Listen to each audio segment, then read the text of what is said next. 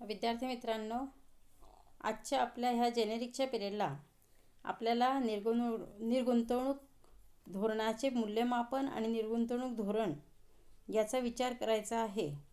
SYला आपण याचा अभ्यास केलेलाच आहे, पण डबल जेनेरिकमध्ये हा भाग आल्यामुळे पुन्हा या अभ्यासाचा विचार आपल्याला करावा लागणार आहे. तर निर्गुंतवणुकीकरणाचं धोरण शासनाने 1951 पासून राबवायला सुरुवात केली. तर खाजगीकरण आणि निर्गुंतवणुकीकरण हे धोरण एकमेकाचे अविभाज्य भाग आहे. कारण खाजगीकरणाचं धोरण अवलंबण्यासाठीच निर्गुंतवणुकीकरणाचं धोरण हे अवलंबावं लागत आहे. तर खाजगीकरणाच्या धोरणाला 2 कारणं झाली आहेत. आपण मागच्या पिरियडला विचार केलेला आहे की एक तर 1991मध्ये भारताचे आर्थिक संकट निर्माण झालं. तर त्या संकटामुळे भारताला आर्थिक सुधारणांचा स्वीकार करावा लागला. खाजगीकरण, जागतिकीकरण, उदारीकरणाचं धोरण हे अवलंबावं लागलेलं आहे. आणि दुसरं कारण म्हणजे भारतातील सार्वजनिक क्षेत्र हे तोट्यात चालत होतं. दिवसेंदिवस हा तोटा वाढतच होता. भारताला स्वातंत्र्य मिळाल्यानंतर भारताने मिश्र अर्थव्यवस्थेचा स्वीकार केला. प्रमुख उद्योग, प्रमुख प्रकल्प हे सार्वजनिक क्षेत्रामध्ये ठेवण्यात आले आणि कमी महत्त्वाचे उद्योग हे खाजगी क्षेत्रामध्ये ठेवण्यात आले. परंतु काही दिवसांनी सार्वजनिक क्षेत्रामध्ये अनेक दोष शिरले आणि त्यामुळे सार्वजनिक क्षेत्र हे तोट्यात चालू लागलं की ते चालविणं सरकारला शक्य नव्हतं आणि म्हणून त्याचं खाजगीकरण करण्याचं धोरण सरकारने हाती घेतलं. तर अशा रीतीने खाजगीकरणाचं धोरण हे 2 कारणास्तव अंमलात आणण्यात आल्याचं आपल्याला दिसून येतं.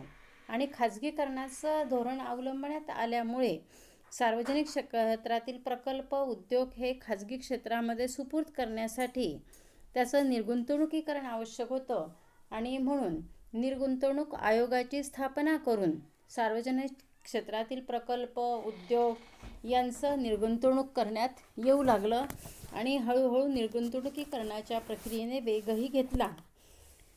परंतु निर्गुंतवणुकीकरणाचं धोरण जर आपण बघितलं तर त्याच्यात अनेक तोटे आपल्याला दिसून येतात. तर त्या तोट्यांचा विचार आपल्याला करायचा आहे. तर निर्गुंतवणुकीकरण धोरणाचे तोटे किंवा निर्गुंतवणुकीकरणाचं मूल्यमापन आपल्याला आता आजच्या पिरियडला अभ्यासायचं आहे. त्यातला पहिला मुद्दा असा आहे की अपेक्षेपेक्षा प्राप्ती कमी झाली. तर शासनाला निर्गुंतवणूक धोरणामुळे जी प्राप्ती होईल, जे उत्पन्न मिळेल याची अपेक्षा होती, त्यापेक्षा सुद्धा शासनाला कमी उत्पन्न प्राप्त झालेलं आहे. जर आकडेवारीचा विचार केला तर जुलै 91 ते 31 मार्च 14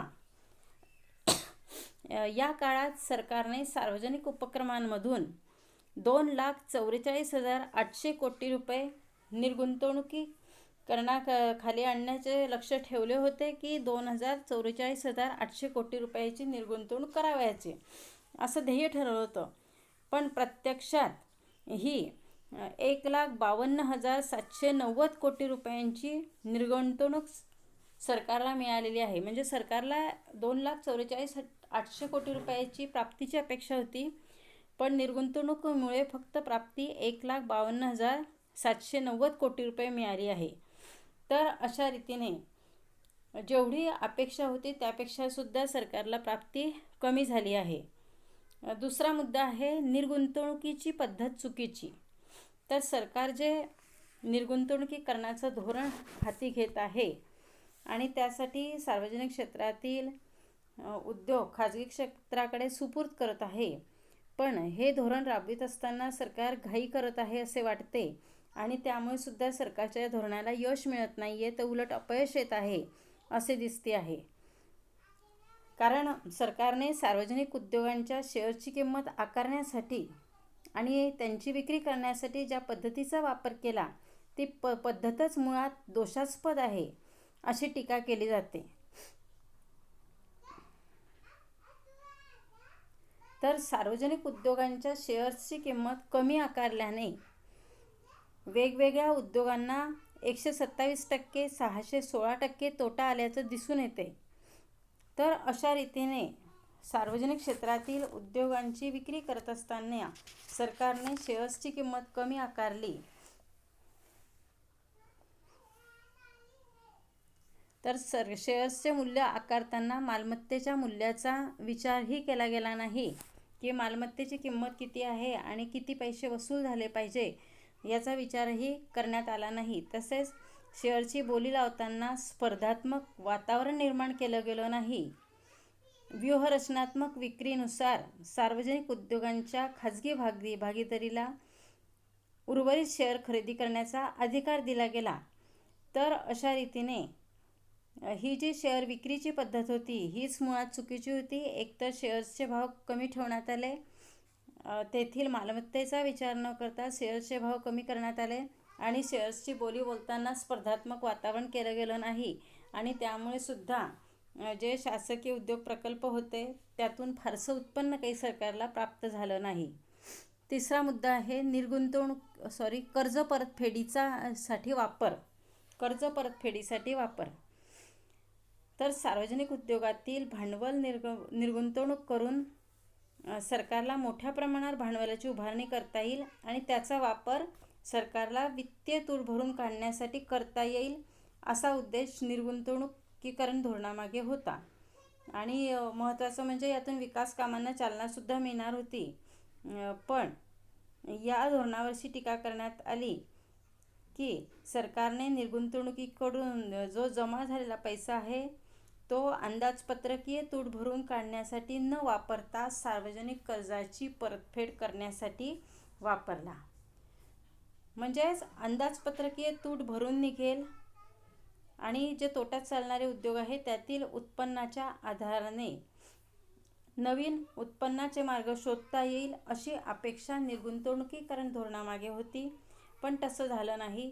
तर निर्गुंतवणुकीकरण धोरणाच्या माध्यमातून जो पैसा जमा होईल त्याचा उपयोग अंदाजपत्रकातील तूट भरून काढण्यासाठी न करता कर्जाची परतफेड करण्यासाठी केला गेला. म्हणजेच अनुत्पादक कारणासाठी तो पैसा वापरला गेला. उत्पादक कारणापासून सार्वजनिक मालमत्ता ही अनुत्पादक मालमत्तेकडे वळवण्यात आली असं यात म्हटलं जातं. पुढचा मुद्दा आहे भांडवल उत्पादकतेकडून अनुत्पादकतेकडे वळविले. तर निर्गुंतवणुकीकरण धोरण जे आखण्यात आलं होतं त्यामध्ये जे सरकारी उद्योग आहेत, प्रकल्प आहेत किंवा कंपन्या आहेत की ज्या तोट्यात चालत आहेत त्यांचंच निर्गुंतवणुकीकरण करायचं होतं. बाकी जे चांगले चाललेले आहे, नफ्यात आहेत ते सरकारी क्षेत्रातच ठेवायचे होते. परंतु काय झालं तर जे उद्योग सातत्याने नफा कमवत होते, ज्यांची कामगिरी चांगली होती, तर त्यांचंसुद्धा खाजगीकरण करण्यात आलेलं आहे. अगदी चांगले नफ्यात चालणारे उद्योगसुद्धा खाजगीकरणच्या धोरणाखाली त्यांचं निर्गुंतवणुकीकरण करण्यात आलं.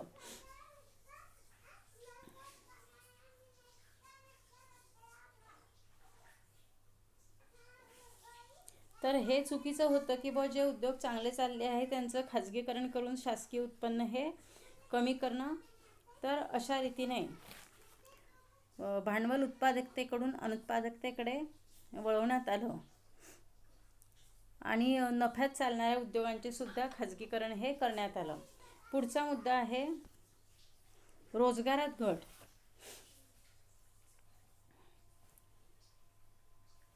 तर भारतात मुळातच बेरोजगारीची समस्या मोठ्या प्रमाणावर आहे आणि ही बेरोजगारीची समस्या केवळ सार्वजनिक क्षेत्राद्वारेच दूर होऊ शकते. पण खाजगीकरणाचं धोरण अवलंबल्यामुळे रोजगारात घट झाली. कारण सार्वजनिक क्षेत्रातील उद्योगात आवश्यक तेवढ्या लोकांना रोजगार हा पुरवला जातो, पण खाजगी क्षेत्रातील उद्योगांमध्ये कमीत कमी लोकांवरती काम भागवलं जात असतं. असलेल्या लोकांकडूनच जास्तीत जास्त काम करून घेतलं जातं आणि त्यामुळे सुद्धा भारतामध्ये बेरोजगारीची समस्या ही मोठ्या प्रमाणावर निर्माण होत आहे. कारण निर्गुंतवणुकीकरण धोरणामुळे रोजगारात मोठ्या प्रमाणावर घट झाल्याचं दिसून येतं. पुढचा मुद्दा आहे संपत्तीचे केंद्रीकरण. तर खाजगीकरण आणि निर्गुंतवणुकीकरणाच्या माध्यमातून देशात स्पर्धात्मक वातावरण निर्माण करण्याऐवजी सरकारने संपत्ती केंद्रीकरणाला आणि मक्तेदारीला प्रोत्साहित केले आहे. कारण सरकारने सार्वजनिक उद्योग टाटा, बिर्ला, रिलायन्स, युनिलिव्हर ह्या मोठ्या कंपन्यांना विकून त्यांचे मक्तेदारी सामर्थ्य वाढवले आहे. आणि ह्या मोठ्या उद्योगांनीच, आणि हे सरकारी जे उद्योग प्रकल्प आहेत ते मोठे उद्योगच खरेदी करू शकतात. त्यांच्याकडेच तेवढ्या मोठ्या प्रमाणावर भांडवल असतं आणि त्यामुळे त्यांच्याच उत्पन्नात आणखी वाढ होते आणि ते मक्तेदारी स्थापन करत असतात. तर अशा रीतीने सरकारने संपत्तीचं जे धोरण अवलंबलं त्यामुळे संपत्तीचं केंद्रीकरण मोठ्या प्रमाणावर होत आहे.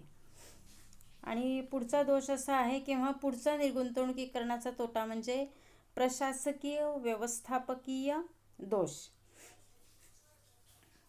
तर भारताच्या औद्योगिक आणि आर्थिक विकासात सार्वजनिक उद्योगांची भूमिका महत्त्वाची मानली जाते. पण या उद्योगात अनेक प्रशासकीय व्यवस्थापकीय दोष काळाच्या ओघात शिरले आणि त्या दोषांमुळे हे क्षेत्र नेस्तनाबूत झालेले आहे. पण गंमत अशी असते की दुभती गाय कोणीही विकायला तयार असतो, पण भाकड गायसुद्धा कसायाला विकताना शेतकरी विचार करत असतो. कारण शेवटी त्याची भावना त्या गायीमध्ये अडकलेली असते आणि त्यामुळे तो विकायला कुठेतरी तो नाराज असतो. पण आज काही उद्योग जरी असे झाले असले की जे तोट्यात चालले आहे, तरी त्यांची पुनरुभारणी करण्याचा सरकारने प्रयत्न केला पाहिजे होता आणि शक्य नसेल तरच त्यांची विक्री करायला पाहिजे होती. परंतु तसे झाले नाही. तर या उद्योगामध्ये उलट प्रशासकीय दोष शिरल्यामुळे आणि व्यवस्थापकीय दोष शिरल्यामुळे हे उद्योग जास्तच तोट्यात चालू लागले. तर अशा रीतीने शासनाने निर्गुंतवणुकीकरणाच्या धोरणामध्ये कोणतेही स्वतः प्रयत्न केले नाही. डायरेक्ट जे उद्योग थोडेफार तोट्यात चालले आहे त्यांना आधार न देता त्यांचं निर्गुंतवणुकीकरणाचं धोरण हाती घेण्यात आल्याचं दिसून येत आहे. शेवटचा मुद्दा म्हणजे कल्याणकारी तत्वाच्या विरोधी. तर सरकार मोठ्या प्रमाणावर निर्गुंतवणुकीकरण करून उपभोक्ता आणि समाज हिताच्या रक्षणाच्या जबाबदारीतून मुक्त होण्याचा प्रयत्न करीत आहे आणि हे कल्याणकारी अर्थशास्त्राच्या तत्वात बसत नाही. कारण देशाला स्वातंत्र्य मिळाल्यानंतर त्यावेळच्या पुढाऱ्यांनी, त्यावेळच्या अर्थकारण्यांनी, नियोजनकारांनी हेतुपूर्वक हे उद्योग सार्वजनिक क्षेत्रात ठेवले होते. जाणीवपूर्वक ते उद्योग सार्वजनिक क्षेत्रात ठेवण्यात आले होते. पण त्याचं थोडाफार तोटा झाला म्हणून लगेच तातडीने ते खाजगी क्षेत्रामध्ये सुपूर्द करणं हे समाजहिताच्या दृष्टीनं चुकीचं आहे आणि हे कल्याणकारी अर्थशास्त्राच्या तत्वात बसत नाही. कारण कल्याणकारी अर्थशास्त्र हे जनतेच्या कल्याणाचा विचार करणारं अर्थशास्त्र आहे की सरकारकडून जनतेचं कल्याण साधलं पाहिजे असा विचार हा कल्याणकारी अर्थशास्त्रात होतो. आणि म्हणून सरकारने जे हे तत्व खाजगीकरण, निर्गुंतवणुकीकरणाचं धोरण आखलं आहे ते बऱ्याच अंशाने कल्याणकारी अर्थशास्त्रात बसत नाही असंही म्हटलं जातं.